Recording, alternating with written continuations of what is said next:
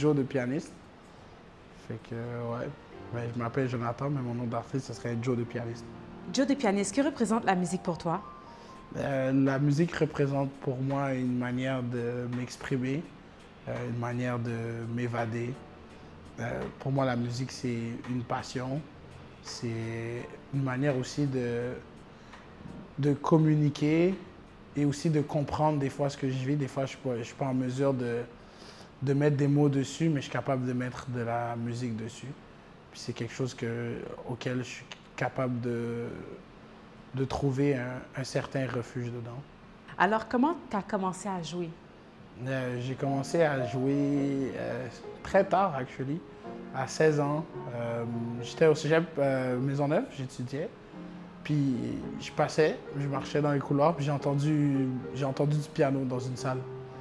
Là, j'étais quand même intrigué. J'étais comme on est au cégep, j'ai entendu du piano.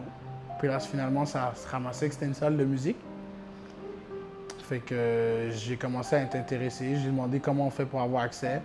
C'était comme 20 $ pour 2 sessions. Fait que je me suis inscrit. Puis il y avait plusieurs musiciens qui venaient de partout. Fait que c'était différent de la musique que j'avais souvent l'habitude d'entendre à l'église. Puis c'était plusieurs styles. Fait que là, moi, j'ai commencé à jouer du piano. Puis après ça, j'ai commencé à prendre des cours. Puis de là est partie mon ascension avec la musique. OK. Puis, qu'est-ce que jouer de la musique fait pour toi? Jouer de la musique, souvent, ça m'apaise dans les moments difficiles.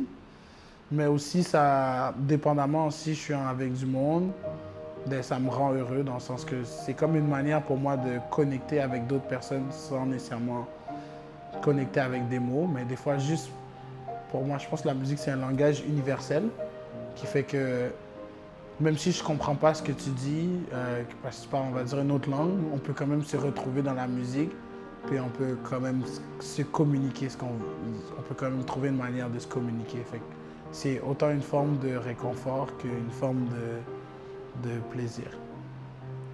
Et une question bonus, c'est quoi ton premier instrument? Mon premier instrument, c'était le piano. Actually, non. Ben oui, piano et orgue, c'est venu presque en même temps. Parce que dès que j'ai commencé à jouer le piano, j'ai directement commencé l'orgue en même temps. Fait que je dirais que c'est le piano et l'orgue. Et tu préfères lequel des deux? Il n'y a pas un préféré. Chacun apporte un monde différent. Le piano, c'est plus...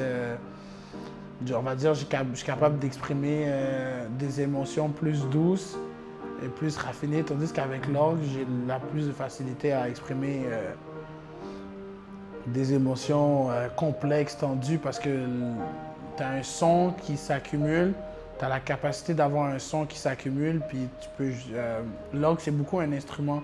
Piano aussi, mais l'orgue a vraiment un côté où est-ce que tu dois vraiment jouer avec les dynamiques de volume, comme le piano, mais l'orgue a l'aspect que tu dois jouer avec les dynamiques de son.